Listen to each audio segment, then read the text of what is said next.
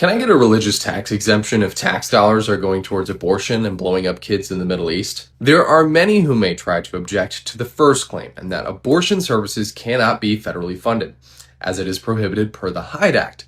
Though this is true, some states can fund the services through their own tax revenue. In fact, there are 21 states that do so. If you're in a state like Massachusetts, they just decided very recently abortion is allowed up to birth or at all stages of pregnancy.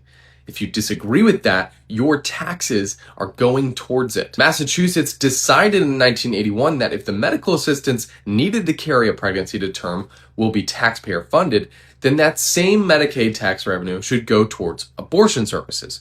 Again, if you're a tax-paying citizen, you have no say in the matter. You can petition as much as you want, but the reproductive rights advocates continue to expand the state's powers. To demonstrate a little bit further how taxation has gotten out of hand, the United States, per a memorandum of understanding lasting from 2019 to 2028, sends $3.8 billion in aid to Israel every year. This aid is created via taxpayer revenue. Now, the aid is not simply a wad of cash we're handing them, it's more like a gift card. The funds are being held in U.S. accounts as a credit system. Because of this, the taxpayer dollars inevitably flow back into the U.S. economy, but not into your neighborhood or back into your pocket, but to defense contractors like Boeing and Lockheed Martin. These contractors then build the hardware needed for war, like F-35 fighter jets, tactical vehicles, and munitions. These are then obviously shipped to Israel.